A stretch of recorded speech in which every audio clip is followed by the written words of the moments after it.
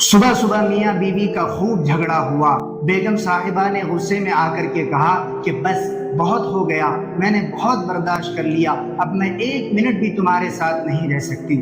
میاں جی بھی غصے میں آ کر کے کہنے لگے کہ تمہاری شکل دیکھ دیکھ کر کے میں تنگ آ چکا ہوں، شام میں آفس سے واپس آتے وقت تم گھر میں نظر نہیں آنا، اٹھاؤ اپنا بوریا بستر اور نکلو یہاں سے۔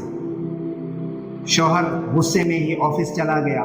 بیگم صاحبہ نے ادھر اپنی والدہ کو فون کیا اور اپنی ماں کو فون پر شکایت کرنے لگی کہ میں ایک منٹ بھی اس جہنم میں نہیں رہ سکتی، اپنے بچوں سمیت میکے میں آ رہی ہوں۔ ماں نے کہا اپنے غصے کو ٹھنڈا کر چپ کر کے وہیں بیٹھ، تمہاری بڑی بہن بھی اپنے شوہر سے جھگڑا کر کے آئی تھی اور اسی غصے میں طلاق لے لی تھی، اب تو نے بھی وہی ڈرامہ شروع کر دیا، خبردار ایک قدم بھی ادھر آگے بڑھایا تو۔ جیسے ہی ماں نے لال جھنڈی دکھائی، بیگم صاحبہ کے ہوش ٹھکانے لگ گئے، پھوٹ پھوٹ کر رونے لگی۔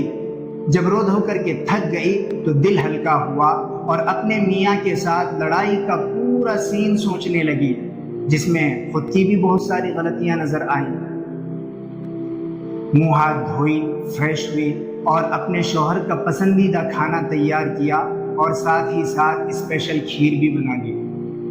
سوچا کہ شام کو جب میاں جی آئیں گے تو معافی مانگ لوں گی، اپنا گھر اپنا ہی ہوتا ہے۔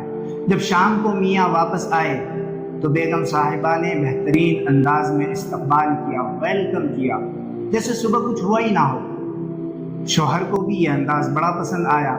کھانا کھانے کے بعد جب میاں کھیر کھا رہے تھے تو بولے کہ بیگم صاحبہ کبھی کبھی غصے میں زیادتی کر جاتا ہوں، تم ان باتوں کو دل پر نہ لیا کرو، مجھے معاف کر دیا کرو، بندہ ہوں، بشر ہوں، انسان ہوں، غصہ آ ہی جاتا ہے، غلطی ہو ہی جاتی ہے۔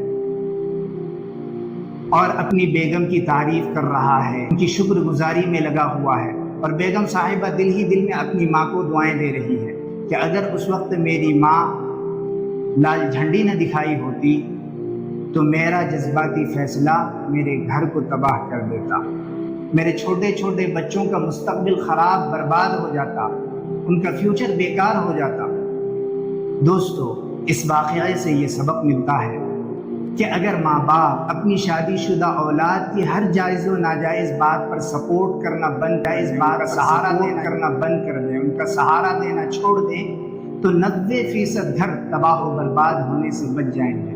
بعض مائیں اپنے بچیوں کے کان بھر رہی ہوتی ہیں، پھر وہ اپنے میاں سے لڑتے ہیں اور 2-4 سال میں طلاق ہو جاتا ہے۔ چھوٹے چھوٹے معصوم بچوں کا مستقبل برباد ہو جاتا ہے، ان کا فیوچر خراب ہو جاتا ہے۔ اور ہر شادی شدہ جوڑے کو اس بات کا خیال کرنا بے حد ضروری ہے کہ تمہاری آپس کی لڑائی میں تیسرا کوئی شخص داخل نہ ہو۔ اگر تیسرا کوئی شخص داخل ہوا، چاہے وہ تمہارا بھائی ہو، تمہاری بہن ہو، تمہاری ماں ہو، تمہارا باپ ہو، تمہارا کتنا ہی خیر خواہ دوست ہو، وہ تیسرا شخص شیطان کی طرح ہے جو تمہارے گھر کو اجاڑ کر کے، برباد کر کے، تباہ کر کے رکھ دے گا۔ اسی لیے جب بھی آپس میں لڑائی ہو تو اپنی غلطیوں کا احساس کریں، ایک دوسرے سے معافی مانگیں اور اپنی زندگی کو صحیح راستے پر لانے کی کوشش کریں، تیسرے شخص کو آپس کی لڑائی میں داخل نہ ہونے دیں۔ اللہ تعالیٰ تمام جوڑوں کو سلامت رکھے، آپس میں بے انتہا محبت کرنے کی توفیق دے، اللہ تعالیٰ جنت تک کا ساتھی بنائے۔ دوستو، اگر آپ کے دوست و احباب میں سے کسی کے ساتھ یہ سین چل رہا ہے تو یہ ویڈیو ان کو بھیج دیجئے تاکہ آپ ان کی زندگی کو تباہ و بربادی سے بچانے کا ذریعہ بن جائیں۔ جزاکم اللہ خیرا۔